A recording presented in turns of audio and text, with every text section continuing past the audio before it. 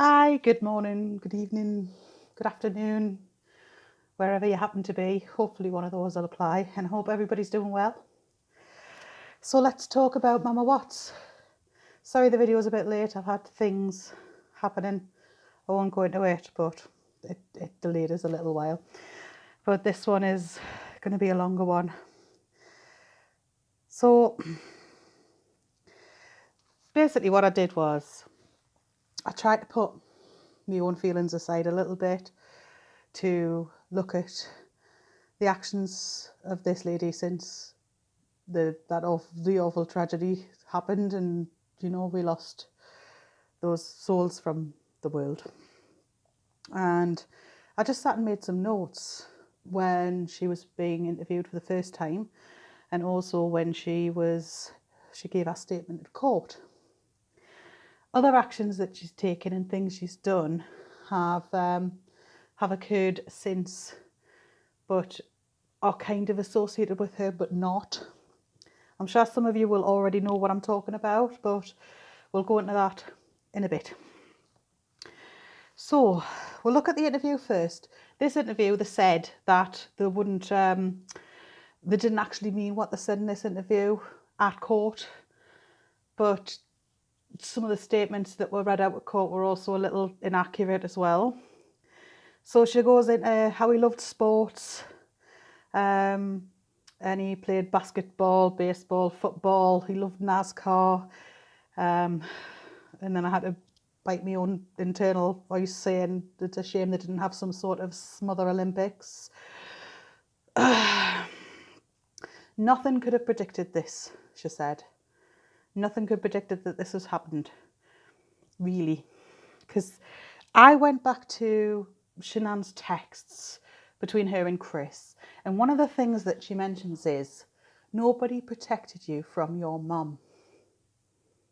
Why would he need protecting from his mum? I'm just putting that out there. I don't know the reasons behind it, but it does seem like an odd thing to say that he would need protecting from her. Also, when Chris is in deep doo-doo, who does he contact to come and see him? His dad. He's closer than his dad, but who wouldn't want a mum there? Why didn't he want his mum there? So we need to ask that. We need to ask questions about his background, because nobody is as perfect as Chris Watts is made out to be. He's quiet, never got into any trouble, never did anything wrong, never spoke up. Or maybe that was the problem. Maybe he was afraid to. Anyway, so he worked as a mechanic and he got his toolbox, started collecting his tools, and he enjoyed it and he was doing well. So that was his life pre-Shanann. And then when he meets Shanann, changing people's genders on video just suddenly. When he meets Shanann, he's obviously topping away as a mechanic, doing quite well there. And she mentions a few things he didn't like. I didn't like the way she spoke to him. She said he looked like a skater boy. This wasn't the kind of person she would normally date. To me, if somebody has a type and they take a deviation from the type and they say something in humour like that, it's generally a compliment, because it means that they're not the type of person I would normally date, but I like them so much that I'm with them anyway. They have foregone all of the types that you had, any preconceptions that you thought of what you wanted, because they're the right one for you. And that's very much how it was possibly meant. She mocked him for not knowing how to do a lot of stuff. He doesn't know how to do this. He doesn't know how to do that. Maybe he didn't. But whose job is it to make sure that your kids are equipped to live out in the world, to be independent, to look after themselves? Whose job is that again? Also, another thing he didn't know how to do was speak up.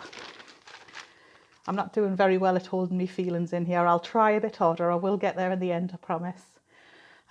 He didn't know how to speak up for himself. He didn't know how to stay faithful. He certainly didn't know how to get a divorce, did he? So, there is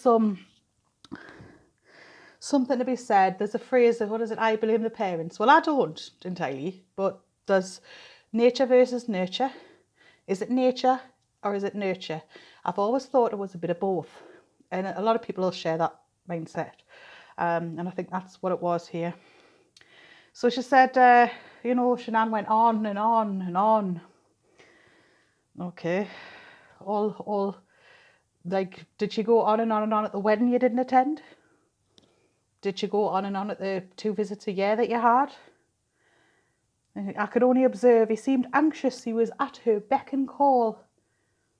Okay, well, would you have a word? Instead of just going, oh, she's not right for you. Maybe you should talk to her. Instead of just sitting with that face that you were pulling in the interview, the first one, where it's just utter contempt for this dead girl. Anyway, Bella was just like Chris.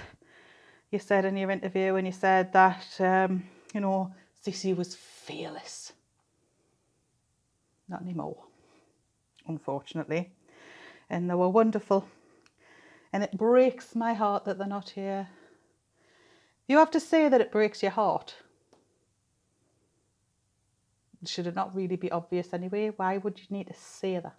Like you're saying, I feel so much. I don't need to say what I feel. Unfortunately, it just comes right out. A bit like the food goes right in. It's something I can't help. It's expressive. It comes from my soul or whatever it is that makes up me. Take up whatever belief system you want. Which is sort of 80% water and 20% chub. So, but anyway, moving on. And they called you Mimi, which is really sweet. But then you go on to say that a social worker said that the marriage sort of ended a long time ago. What has it got to do with a social worker? I would like to know the background behind that in all seriousness, because when was a social worker involved? What happened?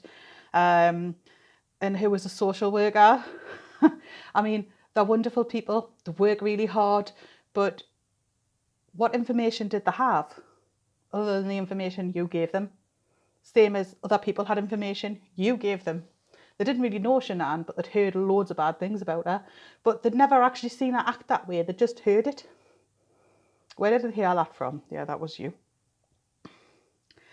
Anyway, so you didn't believe that Shanann had gone missing. You thought she was just trying to punish Chris. And you weren't worried. Not worried at all. Your granddaughters are missing. Your daughter-in-law's missing, but you're not worried. And even when the police came to search the house, you were like, okay, and you weren't worried. Okay. And then you might have got worried. You didn't express that you did, but you might have got worried when, just tell Dad I need him. So Dad goes, because he didn't want you to go, did he? So Ronnie was all set to leave and he couldn't see him. So he went to see him and couldn't see him. And the public defender called him back to tell the horrible news that they'd found the bodies. And I'm going to say this because people are objecting to it, but you know what? That man rammed his daughter's bodies through an 8-inch hole into oil, and he heard one of them go plop. He knew how much further it was because the splash was different. And he says that with absolute clarity and not a touch of emotion. Oil. That makes sense at the end of the video. Possibly makes sense to some people already. So he wasn't allowed any contact with the family. And you said that it was unbelievable what had happened. So unbelievable. What is the way he disposed of them? So, and she says, why couldn't we write him a letter? Why couldn't you write him a letter? Because he's convicted. He's away to prison. He's about to be sentenced. The funniest part, it's not really funny, but it is, that she says, he was crying. Well, he wasn't crying, but you could tell that he was thinking about crying. His lip was going. No, he wasn't crying. The only crying I've ever seen him do was for himself. Ever. At all. So he asked about the memorial and what pictures and what song, and he was trying to hold back the tears. Fairly certain he didn't have much trouble. And you don't like the way the case was handled, okay, that's not up to you. That's up to the state that Chris lives in to prosecute him for the dreadful crimes he committed. I know that's harsh, and I know you're his mum and you love him, but that's just the way it goes. It's like everybody, it's like they already knew that he was guilty. That's because he was guilty. He was very guilty. Even from the get-go, his whole behaviour, demeanour and everything gave him away. And you said, you want the truth. This is the thing. We're going to get to it now because I don't think that the truth is being handled at all. Just in case, you need a good at all in there. I haven't got enough likes, but I'm working on it. They were saying that the crime is not condonable when they made that speech in court. Cindy, I have to say, looks a bit miffed when that solicitor's making a statement, the lawyer's making a statement. They said that the interview content wasn't their message, they were misinformed at the time, and they accept that it was his choice to plead guilty. Great start, and that he shouldn't have disregarded their bodies, and that he should be held accountable for his full confession and serve his sentence with dignity. And then, of course, Mama Watts makes her speech and says that she still loves him. She'll always love him unconditionally, and that she's struggling to understand, and that they'll remain faithful with that unconditional love. And that Ronnie says he believes he loves his girls. He knows he does. And he called Shanann beloved. She is. I'm not convinced it's by the person who said she just sits on her ass on her phone all day, but there you go. Anyway, so that's just a few notes that I took. There's not much there, to be honest. What the main issue is that we have now is, let's just say that Cindy's trying to heal. And she's at that stage of grief where you are up denial with a paddle. And she has around her people online, on the internet, that are telling her that what she thinks is right, and that Shanann deserved to pass away, and that she's calling little Nico the fetus, etc. And if this woman is trying to heal from this, then it is, enabling her is not the way to help her with that. Because what will happen is it'll come to nothing. He's not getting out of prison. Ever. That's not going to change. He's not going to get an appeal and get out of prison because somebody said that, how do I put it, Shanann was controlling. That's just not going to happen. So all you're doing is exacerbating and stopping her from healing and stopping her from moving on. And if she is the one that's perpetuating this behaviour, then she's only doing harm to herself. And I think there's been enough people hurt by this. I don't know. I can't say 100% she's not genuine, but you say one thing. Remember how we talked about NLK and how she said one thing and did another? So we've got that he should serve out his sentence with dignity. Is this dignified? Is it? Hardly. And also, I know you said you'd never give up on him. I know that was probably a collective statement from both of you. You're his parents, and parents do often love their children unconditionally. And I understand that. I really do. But there comes a time when you need to accept what he did. And if he hasn't given a full confession, then he should have done. And if he hasn't, then he's just extending the pain for you and for everybody else, because the only person he cares about is himself.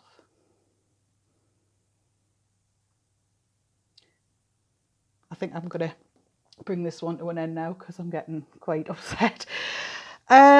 So So just leave a comment, let us know what you think. By all means, be respectful. You know me rule about deleting.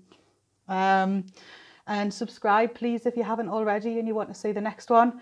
I'm looking to do something a bit different next time. But if you've got any suggestions about cases or anything like that you'd like me to discuss, then please do let me know.